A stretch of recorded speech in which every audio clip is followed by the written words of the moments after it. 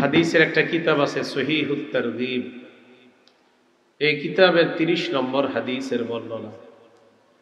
খরাজা আলাইনা রাসূলুল্লাহ সাল্লাল্লাহু আলাইহি ওয়াসাল্লাম ওয়া নাহনু নাতাযাকারুদ দাজ্জাল। আমরা দাজ্জাল সম্পর্কে আলোচনা করতেছিলাম। নবীজি আমাদের কাছে আসলেন। আসার পর আমাদেরকে বললেন, তোমরা কি সম্পর্কে আলোচনা করো? আমরা বললাম দাজ্জাল। নবীজি আমাদেরকে বললেন, আলা উখবিরুকুম বিমা হুয়া আখওয়াফু আলাইকুম ইনদি মিনাল মাসীহিদ দাজ্জাল। আমি কি তোমাদেরকে দাজ্জালের চাইতে আরো ভয়ঙ্কর বিষয় সম্পর্কে বলবো না? দাজ্জালের চাইতে আরো ভয়ঙ্কর বিষয় যেটা আমি তোমাদের জন্য মনে করি, এটা কি তোমাদেরকে বলবো না? নবীজি বললেন, আশ-শিরকুল খাফিয়্যু, গোপন শিরিক করা আমি তোমাদের জন্য দাজ্জালের চাইতে বেশি ভয়ঙ্কর মনে করি। নাউযুবিল্লাহ। লোক দেখানো ইবাদত করা, এটা দাজ্জালের চেয়ে বড় ভয়ঙ্কর নবীজি আমাদের জন্য মনে করতেছেন। আল্লাহ আমাদেরকে গোপন শিরিক, ছোট শিরিক, বড় শিরিক থেকে হেফাজত করেন। সহিহ বুখারীর বর্ণনা 6861 নম্বর হাদিস। এক ব্যক্তি রাসূলুল্লাহ সাল্লাল্লাহু আলাইহি সাল্লামকে প্রশ্ন করলেন, আইয়ুদ্দামবি আকবারু ইনদাল্লাহি ইয়া রাসূলুল্লাহ, হুজুর আপনার কাছে জানতে চাই আল্লাহর কাছে সবচেয়ে বড় পাপ কোনটি? فقال رسول الله صلى الله عليه وسلم أن تجعل لله ندا وهو خلقك وفي رواية أن تدعو لله ندا وهو خلقك।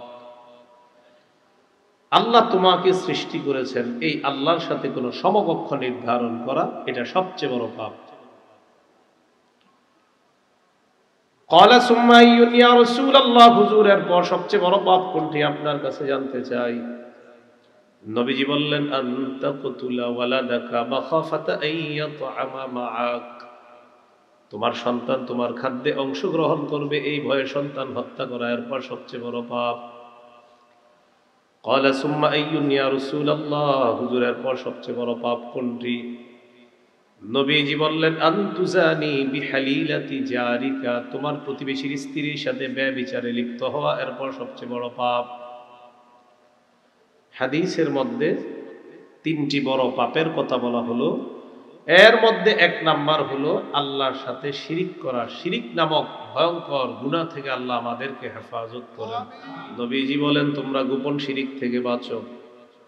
ক্বালু ওয়া মা শিরকুস সারাইর ইয়া রাসূলুল্লাহ, সাহাবীগণ বললেন, ও আল্লাহর নবী, গোপন শিরিক কাকে বলে আপনার কাছে জানতে চাই। নবীজি বললেন, ইয়াকুমুর রাজুলু ফায়ুসাল্লি ফায়ুযায়্যিনু সালাতাহু জাহিদান লিমা ইয়ারা মিন নাযরিন নাসি ইলাইহি। কোন ব্যক্তি নামাজে দাঁড়ায়, নামাজটা সুন্দর করে এই নিয়তে মানুষ যেন বলে তার নামাজ বড় সুন্দর, বড় চমৎকার। ফাযালিকা শিরকুস সারাইর, নবী বলেন এটাই গোপন শিরিক। এটাই কি গোপন শিরিক?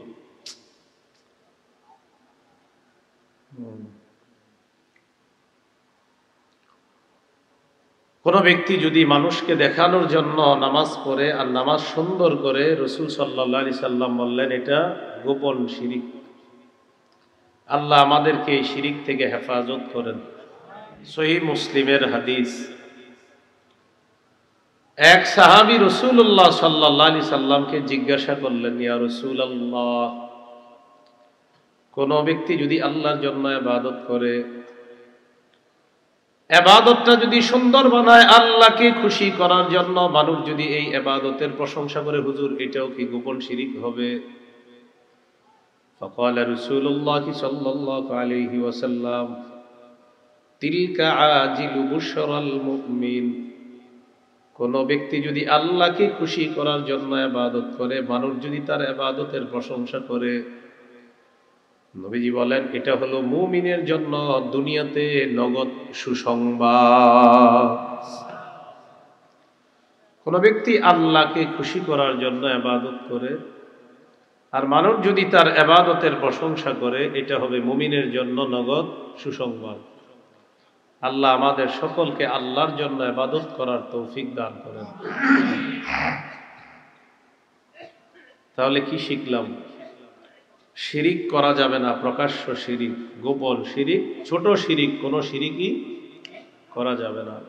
সূরা লুকমানের 13 নম্বর আয়াতে আল্লাহ বলেন, وَإِذْ قَالَ لُقْمَانُ لِابْنِهِ وَهُوَ يَعِظُهُ يَا بُنَيَّ لَا تُشْرِكْ بِاللَّهِ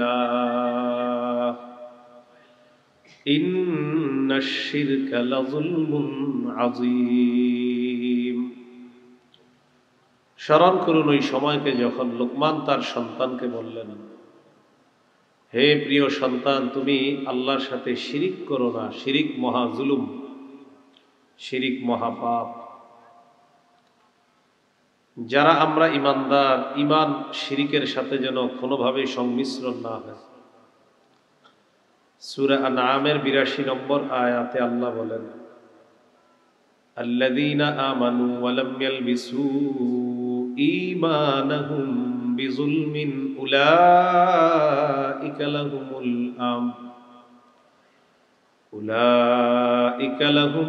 আমনু ওয়া হুম মুহতাদুন। আল্লাহ তাআলা বলেন, যারা ঈমান এনেছে, ঈমানকে শিরিকের সাথে সংমিশ্রণ করে নাই, উলাইকা লাহুমুল আমনু, তাদের জন্যই নিরাপত্তা, ওয়া হুম মুহতাদুন, তারাই হেদায়েত প্রাপ্ত। যারা ঈমানকে শিরিকের সাথে সংমিশ্রণ করেনি, তাদের জন্য নিরাপত্তা, তারা হেদায়েত প্রাপ্ত। বাছুরকে উপাস্য বানানোর মাধ্যমে মুসা আলাইহিস সালামের জাতি শিরিক করেছিল। এই ব্যাপারে সূরা বাকারার ৫৪ নম্বর আয়াতে আল্লাহ বলেন, ইয়া কওমি ইন্নাকুম যালামতুম আনফুসাকুম বিত্তিখাযিকুমুল ইজলা। মুসা নবী তার জাতিকে ডেকে বললেন, হে আমার সম্প্রদায়, তোমরা বাছুরকে উপাস্য বানানোর মাধ্যমে নিজেদের প্রতি তোমরা জুলুম করেছ। বাছুরকে উপাস্য বানানোর মাধ্যমে নিজেদের প্রতি তোমরা জুলুম করেছ। এখানে বাছুরের পূজা করা, এটা শিরিক বলা হয়েছে। আল্লাহ আমাদেরকে যে কোনো শিরিক থেকে হেফাজত করেন। দেখেন, যারা আল্লাহর সাথে সাক্ষাৎ কামনা করে, মৌলিক 2টা শর্ত আছে। কয়টা? বলেন, নেক আমল, ইবাদতে শিরিক না করা। 2টা সুন্দরভাবে এইভাবে বলা যায়। বলেন, নেক আমল, শিরিক মুক্ত ইবাদত। এই 2টি শর্ত আল্লাহর সাথে সাক্ষাৎ করার। সূরা কাহফের 110 নম্বর আয়াতে আল্লাহ বলেন, ফামান কানা ইয়ারজু লিকা রাব্বিহি ফালইআমাল আমালান সালিহা ওয়া লা ইউশরিক বিইবাদাতি রাব্বিহি আহাদা। আল্লাহ তাআলা বলেন, যে ব্যক্তি তার রবের সাক্ষাৎ কামনা করে, সে যেন নেক আমল করে, ওয়ালা ইউশরিক বিইবাদাতি রাব্বিহি আহাদা, তার রবের ইবাদতে যেন কাউকে শরীক না করে, অংশীদার না বানায়। লোক দেখানো ইবাদত করা, এটাও ছোট শিরিক, এটা গোপন শিরিক। এটা এমন শিরিক, দাজ্জালের চেয়ে ভয়ঙ্কর। এটা কার চেয়ে ভয়ঙ্কর? দাজ্জাল। হাদিসের একটা কিতাব আছে, বুলুগুল মারাম। এই কিতাবের 440 নম্বর হাদিস। قال رسول الله صلى الله عليه وسلم إن أخوف ما أخاف عليكم الشرك الأصغر الرياء। রাসূলুল্লাহ সাল্লাল্লাহু আলাইহি সাল্লাম বলেন, আমি তোমাদের ব্যাপারে সবচেয়ে আশঙ্কা করি ছোট শিরিকের। ছোট শিরিক হলো আর রিয়া, লোক দেখানো ইবাদত করা। তোমরা এই কাজটা করবা, এটা আমি খুব আশঙ্কা করি।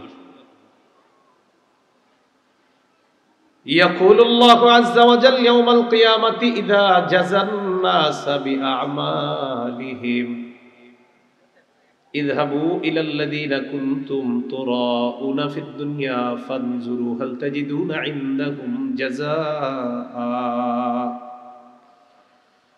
দুনিয়াতে যাদেরকে দেখানোর জন্য তোমরা ইবাদত করতা, যাদেরকে দেখায় দেখায় ইবাদত করতা, যাও তাদের কাছে যাও। কিয়ামতের ময়দানে আল্লাহ তাআলা বলবেন, দেখো তাদের কাছে গিয়ে কোনো প্রতিদান পাও কিনা, পুরস্কার পাও কিনা। আমার জন্য যদি ইবাদত করতা আমি আল্লাহ পুরস্কার দিতাম। দুনিয়াতে যাদের জন্য তুমি ইবাদত করেছিলা তাদের কাছে যাও, গিয়ে দেখো কোনো পুরস্কার পাও কিনা। বলি নাউযুবিল্লাহ। যারা লোক দেখানো ইবাদত করেছে, কিয়ামতের মাঠে আল্লাহ তাদেরকে বলবেন, যাও গিয়ে দেখো তোমরা যাদেরকে দেখিয়ে দেখিয়ে ইবাদত করেছো তাদের কাছে কোনো প্রতিদান পাও কিনা, গিয়ে দেখো। আল্লাহ আমাদেরকে হেফাজত করেন। লোক দেখানো ইবাদতকে গোপন শিরকও বলা হয়। সূরা বনী ইসরাঈলের 23 নম্বর আয়াতে আল্লাহ চূড়ান্ত দুটি ফয়সালা করেছেন। এক নাম্বার, আল্লাহ ছাড়া কারো ইবাদত করা যাবে না। 2 নাম্বার চূড়ান্ত ফয়সালা, মা বাবার নাফরমানি করা যাবে না, তাদের আনুগত্য করতে হবে।